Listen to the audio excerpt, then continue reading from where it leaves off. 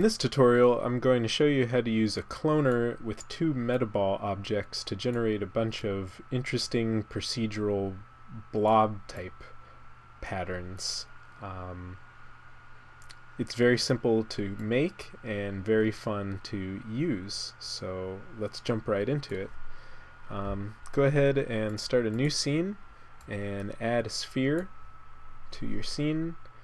Change the segments to 3 and drop the radius down to about 25 centimeters or so. We're going to come back to the radius parameter quite a bit throughout this tutorial, so what might be a good idea is to left click and drag the radius parameter to the viewport itself. That way we can access it when we're playing with some of the other parameters in the scene. You'll notice if you click off of the sphere, that parameter goes away. So to prevent that from happening, right click and say show always. Now you can always click and drag left and right to change the radius of the sphere. Next we're going to go to MoGraph and add a cloner, set its mode to grid array, and make the sphere a child of the cloner. We'll also be adjusting the spacing between these clones continually as we make our blob generator. So we're going to just left click and drag the size field onto the viewport, and again right click show always. Now we can always quickly adjust the spacing and size of our original sphere diamond looking thing. So now we're going to add a metaball to the scene and make our cloner a child of the metaball.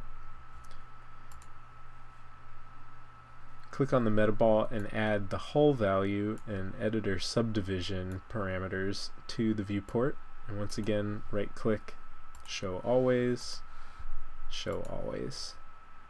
And now we can turn the hull value up to kind of constrain the metaball effect to our array. And you can see it's already starting to make some interesting shapes that don't really resemble the cloner at the base here. So we're going to add one more metaball and take our original, make it a child of the newly created metaball, and we're going to add yet again the hull value and editor subdivision parameters to the viewport.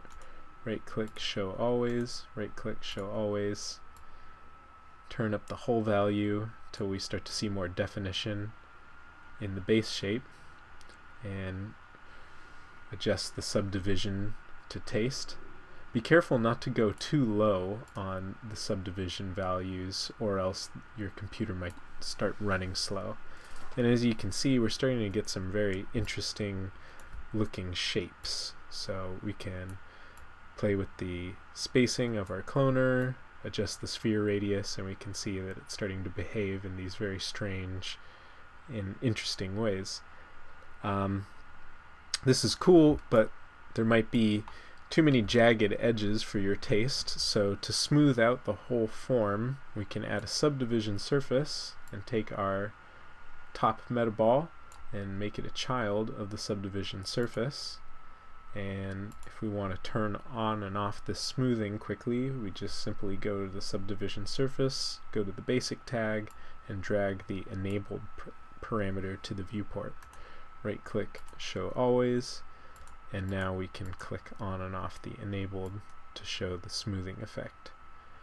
And as you can see, we're starting to get some very interesting, almost fractal-like patterns happening just from adjusting these basic values. So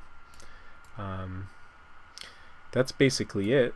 You can change the number of clones in your grid array, or change it to an object mode and have your spheres be driven by a different kind of object by the cloner. But I find that even just the 3x3x3 array yields lots of interesting results and very cool shapes. So yeah, I hope you enjoy this technique and make some very cool looking art. Thanks.